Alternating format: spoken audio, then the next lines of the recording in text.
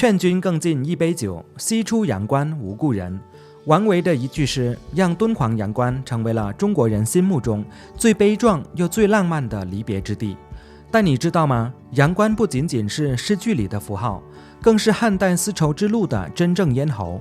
在这里，关照一词最早是通关文牒，阳关大道是真能并行14架马车的古代高速公路。跟我一起踏上这条大漠中的时空隧道，感受黄沙尽头烽燧孤烟，长河落月的苍茫，读懂王维笔下未至以情深的辽阔。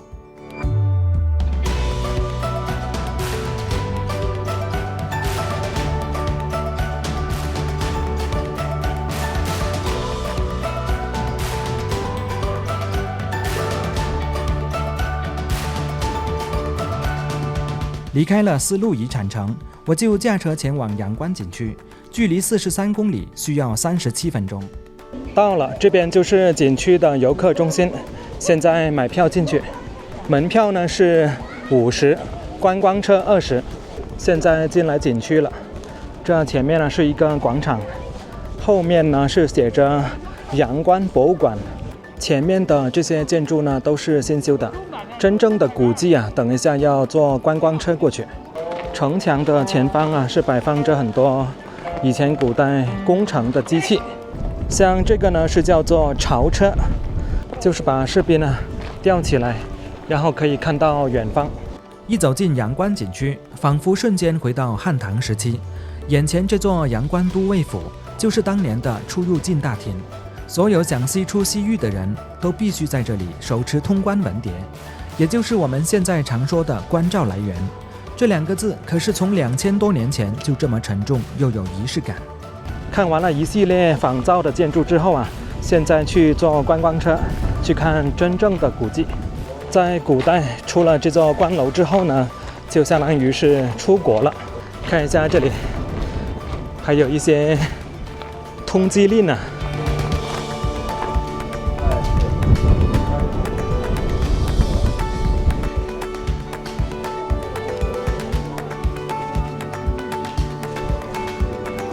过了阳关之后啊，这里有一尊巨大的雕像，这就是王维了。他就在这里等着你呢，因为他要劝你更尽一杯酒。景区里立着王维的雕像，他举杯遥望远方，仿佛还在送别元二。原来送元二使安西是在怎样的背景下写的呢？好友元二要去安西都护府，也就是现在的新疆库车，由于路途遥远，生死未卜，那一杯酒是离别酒，也是祝福酒。王维其实根本没有到过阳关，却凭想象写尽荒凉与深情，这才是诗神的功力。在雕像的后方啊，是有很多石头刻着古代的文字，也像是印章哦。看一下远方这个位置，那就是阳关烽燧了，也是整个阳关的制高点。等一下呢，我们要坐观光车过去。在景区里面呢，还仿造了一个汉代的军营。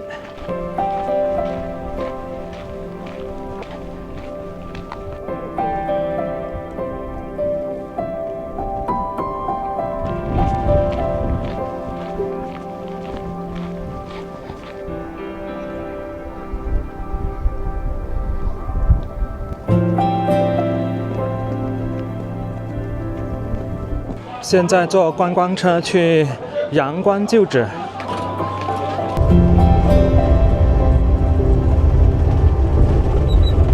过来遗址这边呢，我感觉就只是看这一座烽燧，而且呢还是被围起来了，不能够靠近了，更加不能够飞无人机。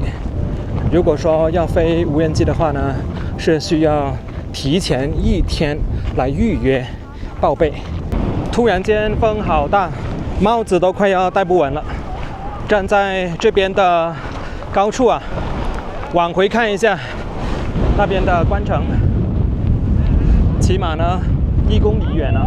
眼前的这座烽燧啊，可是汉武帝时期当年设立2关之一的见证啊。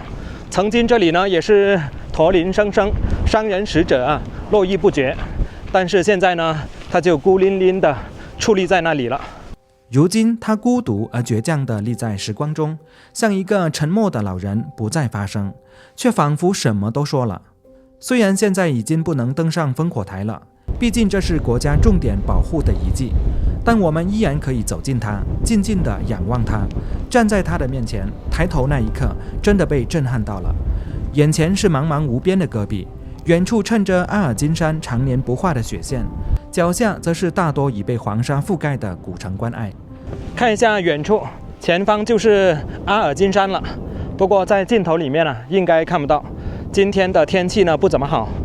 这里就是阳关大道的遗址，据说以前最宽的地方可以同时容纳14架马车同时并行。我们常言道，你走你的阳关道，我过我的独木桥。原来阳关道是真实存在的，它最宽的地方能同时走14架马车，简直就是古代的高速公路。张骞、唐僧、马可波罗都是从这里走过的。李广利将军从这里带回了汗血宝马。汉武帝一高兴就说：“此乃阳关大道也。”王维写这首诗的时候并不在阳关，但阳关的落日绝对配得上这份磅礴。傍晚时分，站在高处望去，没有遮挡，没有喧嚣，只有天与地最原始的对话。那种美是相机拍不出的辽阔，是文字写不尽的感动。在阳关，你还会拿到一份仿制的关照文牒，仪式感拉满，上面会写上你的名字和出关祝福语。仿佛那一刻，你不再是一个游客，而是穿越成了汉唐使者、西域商人，正要走向未知的远方。这份体验独一无二。走出阳关时，夕阳正好落下，回头望去，那座烽火台在暮色中只剩剪影，孤独而坚韧。或许王维写的从来不只是离别，更是走向未知的勇气。阳关大道如今不再是一条实际的路，而成为一种象征。人生的路或许荒凉漫长，但只要向前，就会走向开阔，走向光明。愿我们能带着这份历史馈赠的坦荡，走出自己的阳关大道，所行皆坦途，所遇皆美好。